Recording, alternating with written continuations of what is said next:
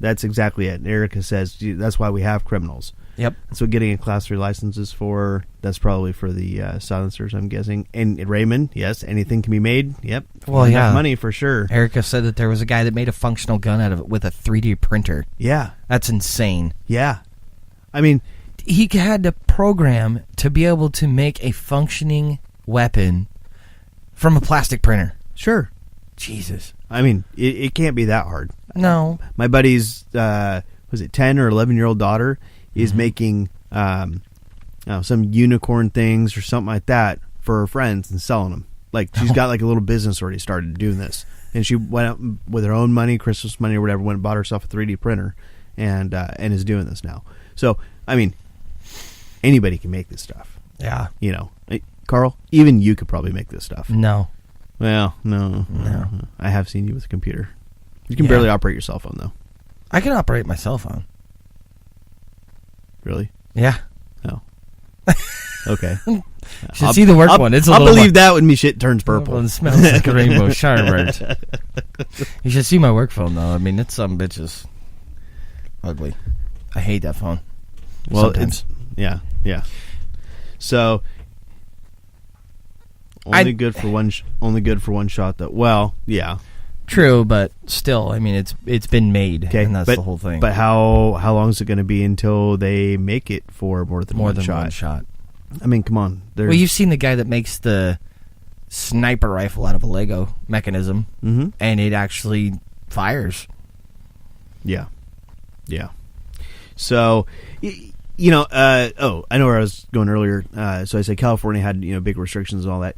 In New York, we talked. I think we talked a while ago about the gal who flew into New York, and she got arrested for flying into New York. She had her pistol. She had claimed it and everything with TSA and all that. I remember. She had checked the airline's rules. She had checked everybody's rules, and she flew into New York, and they got a gun and said, "Nope, you're under arrest. You have a concealed weapon." I remember that. Because their definition of concealed weapon was different than everybody else's. Yep. So, and New York does have stricter weapons laws as well. Not as strict as California, but or differently strict, perhaps. I don't know, man. California's pretty damn strict, and I know that firsthand, but we won't go there. Why don't we ever go there? It'd be a hoot and a half. I don't think anybody would be very happy. That knows. Fuck them if they can't take a joke. It's a joke, not a dick. Don't take it so hard. Oh, man. Sorry, Justin. Yeah.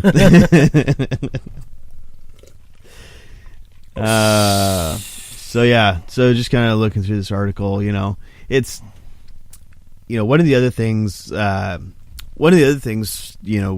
the whole gun laws and resistance, to having, the gun laws and all that. How about this walkout that the kids did the other day, right? So there was quite a few. Matter of fact, Morgan, one of our listeners, her oldest daughter, she actually made the choice in the school, and she decided that she wasn't going to walk out with a lot of her friends and all that kind of stuff because she didn't think they really had any reason to, or she didn't personally feel she had any reason to. While she deplores the violence and all that kind of stuff, she really doesn't want to, make a big scene or anything like that. She doesn't think that it's, something that they, had control of or whatever. She's not worried about the gun laws and, that sort of stuff, right? Right. So, I thought that was pretty cool. Matter of fact, when I saw her, I gave her a high five and said, "Hey, good job. Good job making your choices and all that, not just following the crowd and doing what the masses are doing and all that kind of stuff."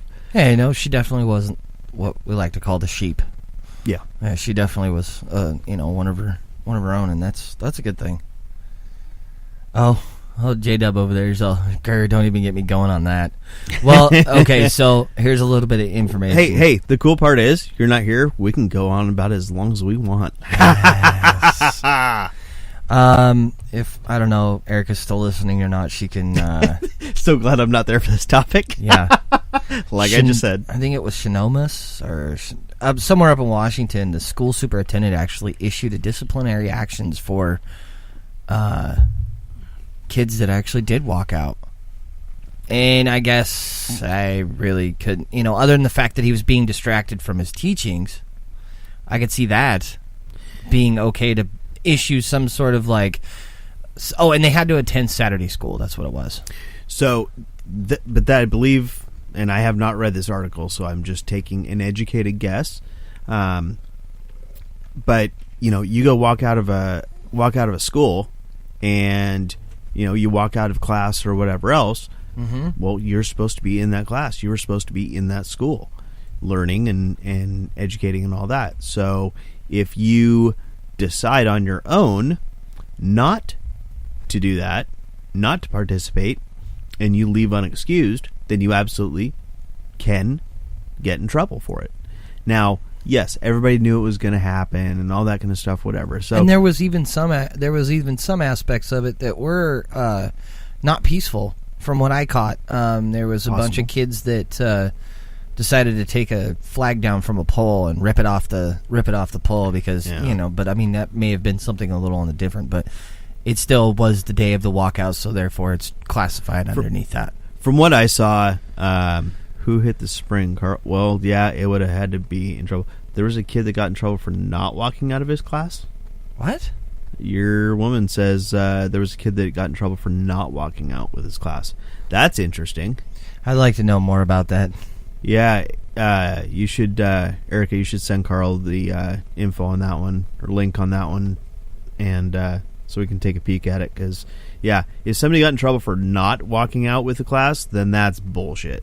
That is flat bullshit. Because that just means that it was one of those teachers that was being lazy. The teacher shouldn't be taking the political stances like that. So now if they had a planned activity where they were going to go walk or do whatever, then in Oakland, okay. Oh.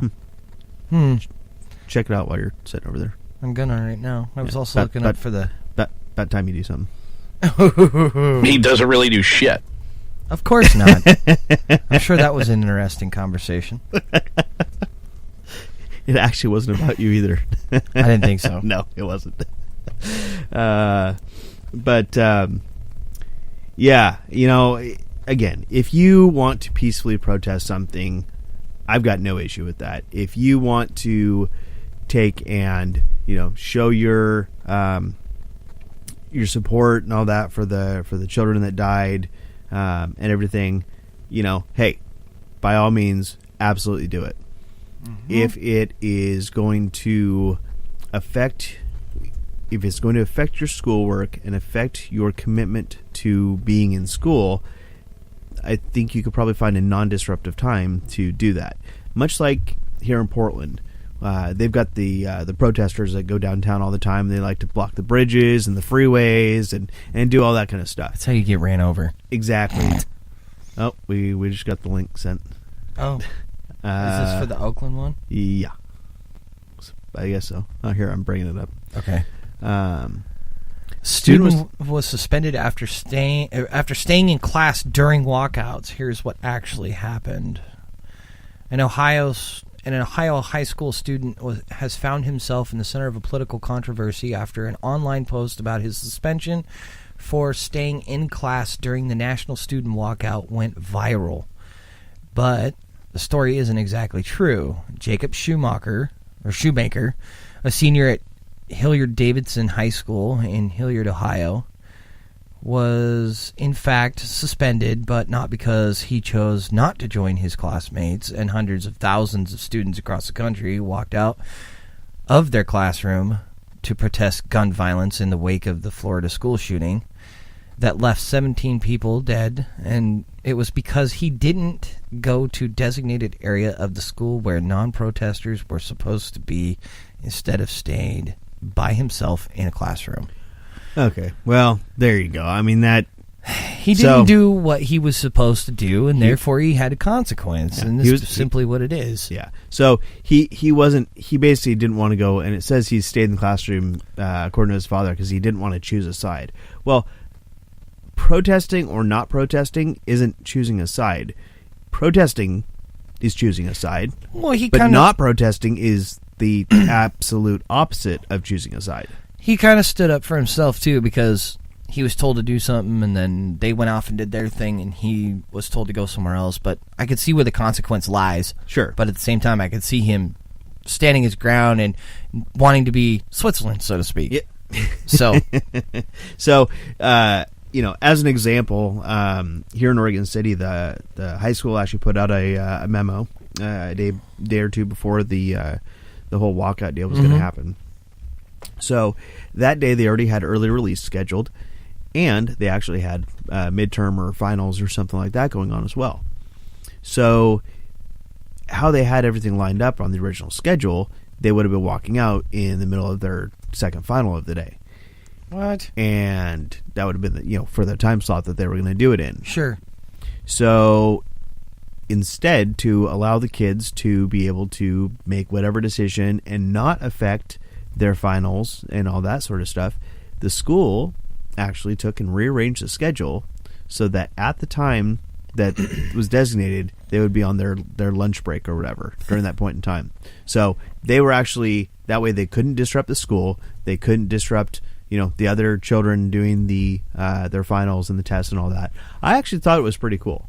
It's that like the school was able to mold around the schedule. Sure. They didn't say yes, it's okay. They didn't say no, it's not okay. But instead they just said, you know what? This sounds like it's going to happen anyways. Let's just go ahead and make this slight adjustment. And literally it was like flipping, the class in the lunch period. Right. So it wasn't that big of a deal. But I thought it was pretty neat. You know what? Hey, that's compromise, right? Yeah. And really, that's what we all try to do. We all try to get along and help each other out and all that. And pretty neat. So the fact that they were able to mold the schedule around was kind of nice. Oh, geez, did I see another one of those NRA signs? Oh yeah. Yeah, no more silence and gun violence. Yeah, because gun violence is no more protest. Shut the fuck up. How does it go? If guns kill people, I can blame misspelled words on my pencil. Wow. Okay. Yeah. Anyway, that's definitely some bullshit. So. Yeah, I still can't believe that kid though. Kind of got. Well, I mean, I guess I can.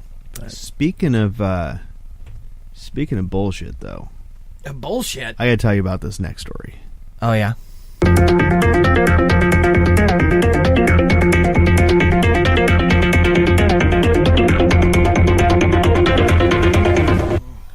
So, this is so stupid. I can't believe this one either. This is actually a pretty good one, to be honest. In Alabama, of course, fucking Alabama. Here's how the title reads. Sheriff takes $250,000 from inmate food fund, buys beach house. He says it's legal. I can't believe that. What the fuck? Over. So, and I'll start to read this here. Alabama Sheriff's use of a fund meant to feed inmates is under scrutiny. Etowah County Sheriff Todd Entrekin took money from the fund for his own personal use over the last 3 years. He admitted to AL.com. He saved up more than $250,000 as reported on ethics forums. In September, he purchased a 4-bedroom beachfront home in Orange Beach, Alabama, worth about $750,000. One of the several properties he and his wife own. He said a state statute passed before World War II allows him and other sheriffs to keep funds earmarked to feed prisoners. He said the county employs a dietitian to ensure adequate meals are being provided daily at the jail. You should be aware Alabama law is clear as to my personal financial responsibilities in the feeding of inmates. Regardless of one's opinion of the statute, until the legislature acts otherwise, the sheriff must follow the current law. What the fuck? So, as you read down through this article, there's people who have checks from him from his food provision account.